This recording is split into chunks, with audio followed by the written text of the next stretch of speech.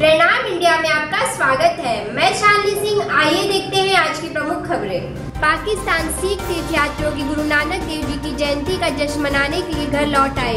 तालाब में मरी लाखों मछलियां। नागरिक समस्या निवारण समिति, धननगर समाज संघर्ष समिति, महाराष्ट्र राज्य निश्चय मोर्चा, नौजवान कमेटी उत्तर नागपुर ने सत्कार समारोह किया। MPJ movement for piece and justice welfare ने किया धरना प्रदर्शन। गुरु नानक देव जी की जयंती पर जश्न मनाने के लिए घर लौट आए पाकिस्तानी सिख। हमारे संवाददाता ललित शर्मा की रिपोर्ट। मेरा नाम चाल सिंह ढंडा जी। मैं जी हुण गुरु नानक देव जी के जन्म स्थान तो नतमस्तक हो के आया।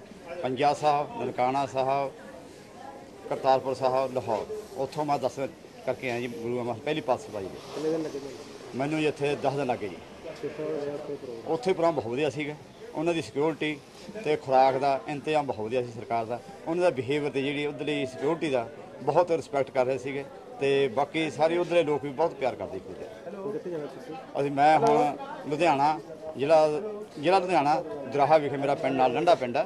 मैं अपने उत्थे जा रहा तो सिर्फ सानू इत्थे अटारी स्टेशन ते इत्थे इमीग्रेशन ते जां उस दे विच कस्टम ते काफ़ी महसूस हुई है। मैं इधरों पाकिस्तान तो आया ननकाना साहब की यात्रा करके। उधर 20 तरीक को गए सा, 29 को आ गए। 10 दिन मान लो। हुण मैं MP मध्य प्रदेश जाना। किस तरह का रहा उत्थों दा प्रोग्राम? उधर का प्रोग्राम बहुत सोहना रहा। उधर का जिहड़ा शासन प्रशासन का इंतजाम वो भी बहुत वधिया सी ते प्रबंधकों का भी सानू कोई परेशानी नहीं। उधर बहुत चंगा लगा सानू दर्शन करके। लगभग 14 गुरुद्वारों के दर्शन करके आए।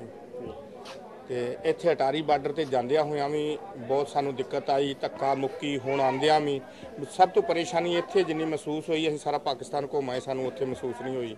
इधर भी अपने भारत विच भी किते दिक्कत नहीं हुंदी। जो इत्थे अटारी बार्डर कोई इंतजाम नहीं हैगा पानी का या पुलिस व्यवस्था का। धक्का मक्की हो रही, कोई किसी नूं कोई पुछदा नहीं। बुजुर्ग डिग जांदे ने, माइयां डिग जांदियां आ। और उधर का सानू बहुत प्रोग्राम अच्छा लगा पाकिस्तान का। सरकार दे की अपील करते हैं? अपील यही करते हैं कि इत्थे जिहड़ा थोड़ा इंतजाम ठीक होवे, पुलिस लाइनां दे नाल ला के ते उन्हां नूं सिस्टम दे नाल अंदर प्रवेश किया जाए ते सारा सिस्टम नाल काम होवे। है जिहड़ा धक्का मुक्की हुंदा ये नहीं होना चाहिए। वाहिगुरू जी का खालसा, वाहिगुरू जी की फतेह। असीं श्री ननकाना साहब सतगुरु साहब श्री गुरु नानक देव पातशाह के प्रकाश दिहाड़े नूं मना के उत्थों आ रहे हैं। पर पाकिस्तान के सारे प्रशासन ने सानू बहुत वधिया सहयोग दिता। ये करता जिन्हें भी तंगी नहीं आई। उत्थे प्रशासन वालों इन्नी फोर्स कंट्रोल कर रही सी। तिन्ना जिलिਆਂ ਦੀ फोर्स लाई सी। एक लाइन में खड़ते सन, लाइन च लियाउंदे सन। ते उत्थे दे लोकां दा भी बिहेवियर इन्ना खुशगवार सी। इन्ने चाह मलारा ना मिलते हैं। उन्होंने भी दर्दा जिन्नी कोई नफरत घिरना की ईर्खा कणी तक भी नहीं हैगी। तो वो चाहते हैं कि पंजाब जिहड़ा फिर एक हो जाए। एक पंजाब जिद्दां असीं पहलां वसदे सां, मुसलमान ईसाई हिंदू सिख बड़े प्यार नाल जिद्दां रहिंदे, एक दूजे विआहां सद्दी जांदे ने, खुशी गमी के समय मेरे इकट्ठे होंदे ने। वो उदां ही चाहुंदे ने भी हुण भी जेकर दोवें सरकारां, हिंदुस्तान की सरकार नूं भी बेनती करने आ, पाकिस्तान की सरकार नूं बेनती करने आ कि इन्हां दोवां जिहड़ा पंजाब एक पंजाब ही पहलां जिहड़ा 5 दरियावां दा पंजाब है, इहनूं एक आ तारां पुट के ਇਹਦੇ ਵਿੱਚੋਂ ਸਾਰੇ ਹੱਦ ਬਨੇ ਪੁੱਟ ਕੇ ਉਹ ਪੰਜਾਬ ਨੂੰ ਫਿਰ ਉਸ ਤਰ੍ਹਾਂ ਰੱਖਿਆ ਜਾਵੇ ਜਿਹਦੇ ਵਿੱਚ ਹਿੰਦੂ ਮੁਸਲਮਾਨ ਸਿੱਖ ਈਸਾਈ ਉਸੇ ਤਰ੍ਹਾਂ ਪਿਆਰ ਨਾਲ ਰਹਿਣ। ਦੂਸਰੀ ਗੱਲ ਇੱਥੇ ਅਟਾਰੀ ਵਿੱਚ ਅਟਾਰੀ ਤੇ ਜਾਣ ਲੱਗਿਆ ਵੀ ਬਹੁਤ ਪਰੇਸ਼ਾਨੀ ਹੋਈ ਆ ਤੇ ਆਉਣ ਲੱਗੇ ਵੀ ਪਰੇਸ਼ਾਨੀ ਹੋਈ ਆ। ਉਹਨਾਂ ਦੇ 3-3 4-4 ਕਾਊਂਟਰ ਨੇ, ਇਹਨਾਂ ਦੇ ਇੱਕ ਕਾਊਂਟਰ ਜੋ ਲਗਾਇਆ ਜਾ ਰਿਹਾ। ਦੂਸਰਾ ਇੱਥੇ ਪੁਲਿਸ ਦੀ ਕੋਈ ਵੀ ਵੱਧ ਤੋਂ ਵੱਧ 4 ਜਾਂ 5 ਸਿਪਾਹੀ ਨੇ ਗਿਣਤੀ ਕਰ ਲਓ, ਉੱਥੇ ਘੱਟ ਤੋਂ ਘੱਟ 5000 ਪੁਲਿਸ ਹੋਈ ਤਿੰਨਾਂ ਜ਼ਿਲ੍ਹਿਆਂ ਦੀ। तो वो पूरे कंट्रोल ना खड़ती, पूरे कंट्रोल होंगी। तो सारा प्रशासन इन्नी इज्जत करता है कि उन्होंने वाल वेख वेख के अं कहने साड़ी सरकार भी उन्होंने सिक्ख्या ले तो उन्होंने वांग ही प्रबंध करे, लोगों को खज्जल खुरवार ना करे, जलील ना करे।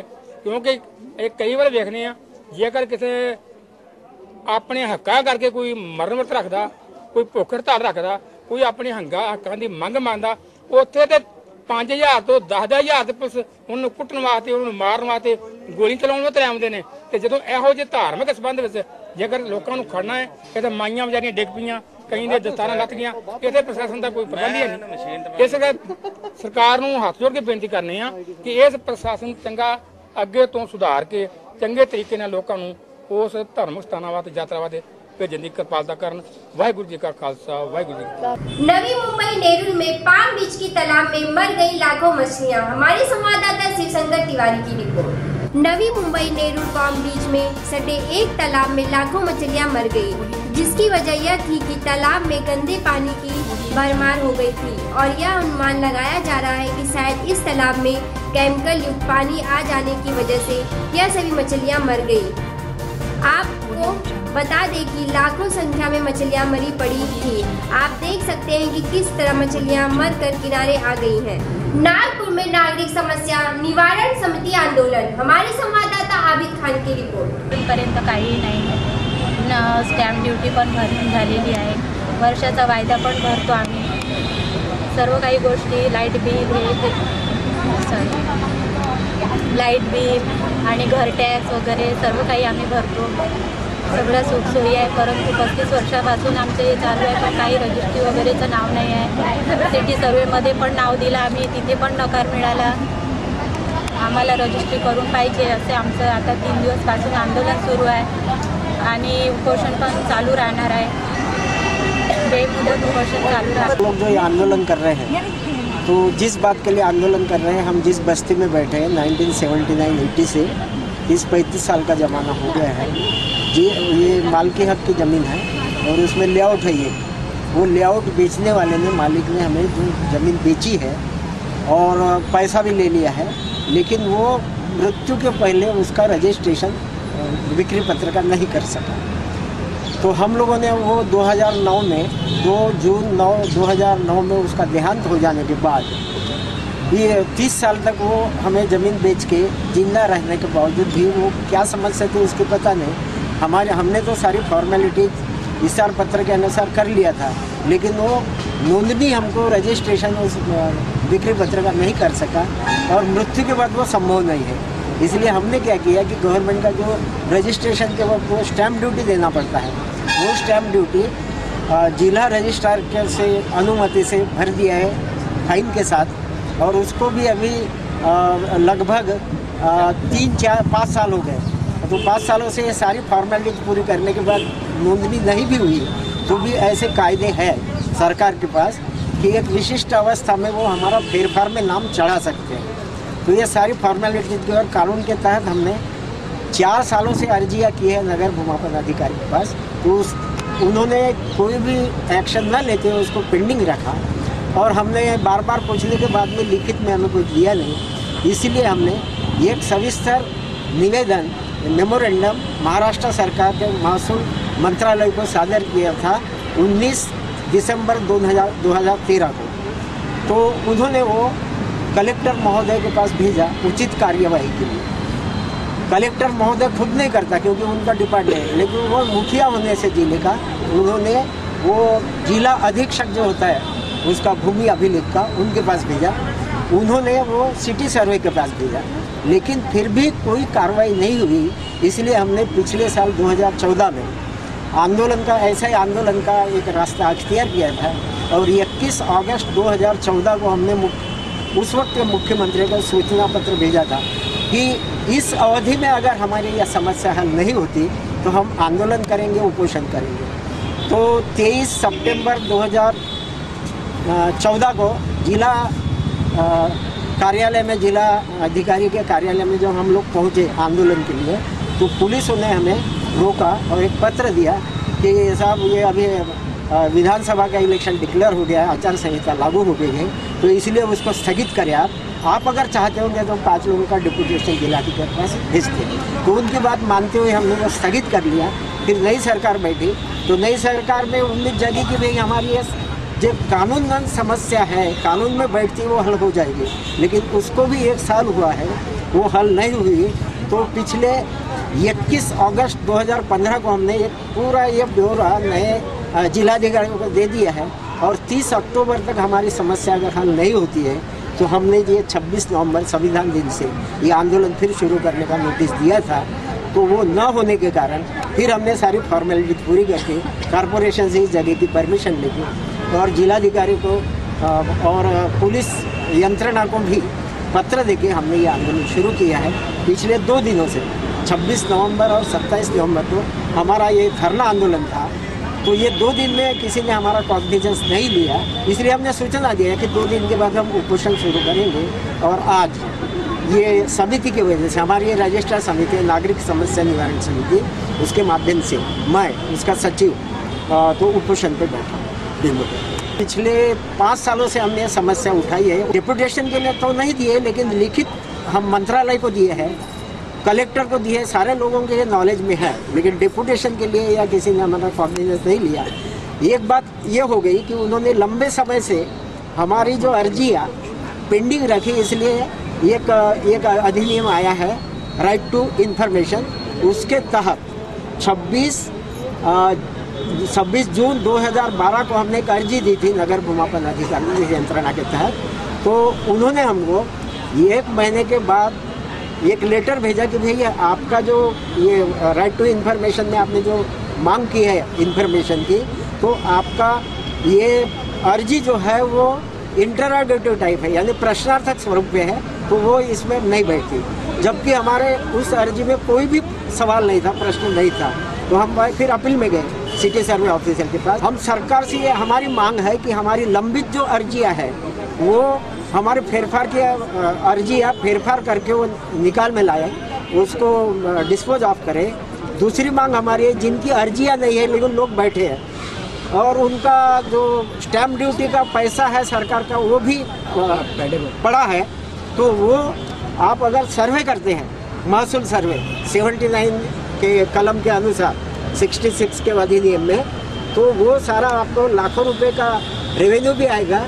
तो वो सर्वे की दूसरी मांग है हमारी। और तीसरी मांग हमारी है कि जिन लोगों ने लंबित रखा, कायदे का उल्लंघन किया, कानून का, वो अधिकारियों को एक्शन लिया जाए, उनको डिसिप्लिनरी एक्शन लिया जाए। नागपुर में यशवंत स्टेडियम में लाखों की संख्या में आरक्षण की लड़ाई। हमारे संवाददाता आबिद खान की रिपोर्ट। परिषद में वो बोलते हैं कि धनगर को आरक्षण देना चाहिए और फिर बाहर बोलते हैं कि आरक्षण देना नहीं चाहिए, तो ये भी भूमिका ठीक नहीं है उसकी। एनसीपी की भूमिका दुपट्टी। हाँ, एनसीपी की दुपट्टी है। चांगल्या तात्पर्यामध्ये असं आहे का मुख्यमंत्री सगळं त्यांच्या शब्दातून निघाला आहे का धनगर समाजामुळे आम्ही या शासन राज्यात बसलो, आम्ही धनगर समाजामुळे मुख्यमंत्री झालो आणि त्यांनी असं म्हणलं संतोष आहे धनगरांचा आणि आम्हाला असं वाटतं की जसं ह्या असंतोषाचा जो स्फोट होणार आहे आणि या जसं निवडणुकीत बिहारच्या वगैरे झालेला आहे तसंच पानिपत इकडे जर समजा काही झालं तर होईल, पण त्याच्या अगोदर आम्ही 8 डिसेंबरला या येणाऱ्या विधानसभेच्या अधिवेशन काळात 8 डिसेंबरला मंगळवारी भव्य मोर्चा आयोजित केलेला है। त्या मोर्चाला की थी, लेकिन कैसा करते हैं एसटी के बजाय अभी आप ये ले लो, हम बाद में सोचेंगे इसके बारे में, ऐसा करते हैं। सर तुमच्या आंदोलनाचं नेतृत्व करणारे मंत्रिपदासाठी हाल झालेले आहे। आम्ही खूप वाट बघितली माझी 7 वर्षापासून, आज उद्या परवा शेवटी आपण आठवड जगणारे लोक, आम्ही सुद्धा आठवड जगलो। नंतर आमच्या अशा भंग झाल्या, अपेक्षा भंग झाल्या, आमच्या याच्या कौलचा विश्वास उरलेला नव्हता। त्यानंतर डॉक्टर साहेबांच्या नेतृत्वामध्ये ठाकरे साहेबांनी सुद्धा लिहून दिलेला, उद्धव ठाकरे, गोपाळ मुंडे साहेबांनी लिहून दिलं, मला वाटतं मोदी साहेबांनी सुद्धा लिहून दिलेला आहे। लेखी स्वरूपाच्या यांनी धनगर समाजाला वचन दिलं आणि त्यानंतर मागच्या निवडणुकीमध्ये लोकसभेच्या विधानसभेच्या 1,23,23,00,000 समाजांनी हा बीजेपीला डोळे मिटून वोट मारले नाही, तर कदाचित ह्या समाजाला वोट दिले नसते तर आज तुम्हाला कुठेही सत्तेत दिसले नसते। हे एकमेव सरकार जर बनलं असेल, फडणवीस साहेब मुख्यमंत्री जर बनले असतील तर फक्त धनगर समाजामुळेच। आता आरक्षण मिळालं नाही तर कदाचित बीजेपीचं सरकार हे राज्यामध्ये शेवटचं सरकार असणार, यात 3 मात्र शंका नहीं। जो आप अधिवेशन में एक मोर्चा निकाल रहे हैं जिसका नाम आपने निश्चय मोर्चा किया है, क्या निश्चय करके जाने वाले हैं? हम ये जो 8 दिसंबर का जो हमारा मोर्चा है उसमें हमारा ये निश्चय है कि धनगर समाज को जिन्होंने पहले बताया था कि हम आरक्षण देंगे एसटी का, अनुसूचित जमाती का, वह उन्होंने अभी तक के दिया नहीं। इसलिए हमारा यह निश्चय है कि हम जब तक के इस पर ठोस कार्रवाई नहीं होती है तब तक के हम वहाँ से उठेंगे नहीं, और जैसे मुख्यमंत्री और बाकी लोगों को बाहर जाने नहीं देंगे जब तक कि हमारा काम वो करते नहीं। अभी 1 साल हो गया है लेकिन उन्होंने कुछ भी स्टेप्स इसके आगे लिए हुए नहीं, और उन्होंने अभी तक के ये काम पूरा होना चाहिए था, ऐसी अपेक्षा थी, क्योंकि धनगर के वोटों की वजह से ही ये सरकार सत्ता में आई हुई है। तो हमको लगता है कि उन्होंने ये काम जल्दी से जल्दी करना चाहिए। क्या वजह है कि अब तक आरक्षण नहीं मिला और इसके जिम्मेदार किसे मानते हैं? इसका जिम्मेदार पूरा सरकार है, क्योंकि उन्होंने पूरी जानकारी ली थी, अभ्यास किया था। जब भी उन्होंने हमको लिखित और जाहिरनामा यानी मैनिफेस्टो में भी लिखा था, अब वो ये बताते कि हम ये समिति कर रहे हैं, वो समिति कर रहे हैं, तो ये पहले ही करना चाहिए था उन्होंने। ये अभी वक्त नहीं है, 1 साल तक क्या आप कुछ नहीं कर रहे हैं, इसका मतलब हमें ऐसा लग रहा है कि ये टालना चाहते हैं। इस तरीके से ये टाल रहे होंगे तो हम इनको दिखा देंगे कि जैसे बाकी जगह बिहार में इनका हुआ पानीपत, वैसे ही यहाँ पे भी होगा। और दूसरा, यहाँ हम आंदोलन और तीव्र करते रहेंगे ताकि पूरे महाराष्ट्र में रास्ता रोको, रेलवे रोको, जो भी है वो करते रहें। नागपुर में नौजवान कमेटी सत्कार समारोह, हमारे संवाददाता आबिद खान की रिपोर्ट। मैं कोशिश करूंगा कि उस कमेटी के जरिए मैं नागपुर में बहुत अच्छा कर पाऊँ। महाराष्ट्र के लिए तो और भी सुलझे हुए लोग हैं साथ में, अल्हम्दुलिल्लाह, लेकिन नागपुर का अच्छा प्रेजेंटेशन रख पाऊँ मेरी ये कोशिश रहेगी, क्योंकि जो बॉडियां डिजाइन की गई है उसका एक कारण ये रहा है कि जो हमारे अंदर एक पॉलिटिकल स्किल डेवलपमेंट नहीं हो रहा था, हमारी बॉडियों में आपस में तनाजे पैदा हो रहे थे छोटी छोटी बात पर, और उसके पॉलिटिकल अवेयरनेस नहीं हमारे लोगों में। वो तमाम शिकायतें बार बार वहां जमा हो रही थी, जिसकी वजह से हसन साहब को इतना बड़ा फैसला लेना पड़ा। और वो फैसला जो एमआईएम से मोहब्बत रखते हैं उनके हक में वो लोग अच्छा मान रहे हैं।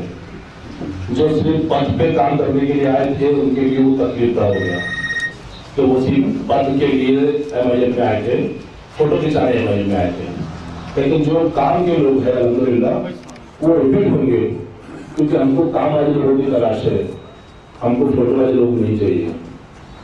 तो इसी की बात को आगे रखते हुए जो तकलीफ थी, जो तकलीफ आने वाली है, और नागपुर की अहमियत को रखते हुए अपनी बातें को कमेटी में रखूंगा। इंशाअल्लाह नागपुर की तरफ से प्रेजेंटेशन दूंगा। आप तमाम की दुआओं के साथ की जरूरत है मुझे कि मैं बहुत अच्छा प्रेजेंटेशन कर सकूं, और यहाँ के लिए जो भी बेहतर नागपुर के लिए प्रेसिडेंट आना चाहे और कमेटियों में जो नए लोग आना चाहे काम के लोग, वो अपना नाम दे सकते हैं, आगे आ सकते हैं, ताकि हम उनका एक इंटरव्यू लेकर उनको समझकर और नया क्राइटेरिया भी क्या रखा है ऐसा सामने, नए रूल रेगुलेशन क्या रखा है उनके लिए, तो तमाम को वो फॉलो कर सकते हैं। अगर उस काबिल है तो इंशाअल्लाह वो पद उनको दिया जाएगा। अभी हम सिर्फ एक कोर कमेटी की पहली मीटिंग के अंदर मुंतजिर हूँ कि पहली मीटिंग हो जाए। असल साहब ने क्या उसमें क्राइटेरिया, क्या रूल रेगुलेशन, क्या बुकलेट दिया है। अंजनगांव सुरजी में एमपीजे ने किया धरना आंदोलन, हमारे संवाददाता जावेद शाह की report. MPJ movement for piece and justice welfare ने किया धरना आंदोलन। अंजनगांव सुरजी ग्रामीण रुग्णालय में असुविधा के कारण यह आंदोलन किया गया और ग्रामीण रुग्णालय वैदिक अशिक्षण को निवेदन किया गया। इस निवेदन में कहा है 24 घंटे सीजन की व्यवस्था नहीं है और विभिन्न प्रकार की समस्या को लेकर यह आंदोलन किया गया। यह आंदोलन एमपीजे अंजनगांव के तालुक अध्यक्ष डॉक्टर अहमद उल्लाह खान के आयोजन में किया गया। अहमद उल्लाह खान अंजनगांव तालुक का अध्यक्ष एमपीजे। तो पूरे महाराष्ट्र में आज जो है ये कार्यक्रम जो है आरोग्य सेवा का शुरू है और उस पर धरना आंदोलन है और ये विषय हमने 2 अक्टूबर 2015 से शुरू किया है पूरे महाराष्ट्र में।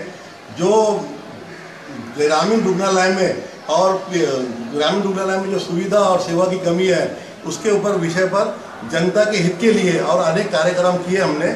और आज जो है ये हमारा धरना आंदोलन है और इसमें यहाँ पर ग्रामीण रुग्णालय अंजनगांव सुरजी में 10 डॉक्टरों की कमी है, एमएस की कमी है और यहाँ पर वैद्य की अधीक्षक की कमी है, 2 निवासी वैद्य की अधिकारी की कमी है, बाल रोग तज्ञ की कमी है और स्तरी रोग तज्ञ की कमी है, भूल तज्ञ की कमी है। इस तरह से अनेक आयुष विभाग के अंदर औषध की कमी है, आयुष विभाग में 2 पद रिक्त है और परिसर में जो है तो सारी गंदगी और दवाखाने में गंदगी है।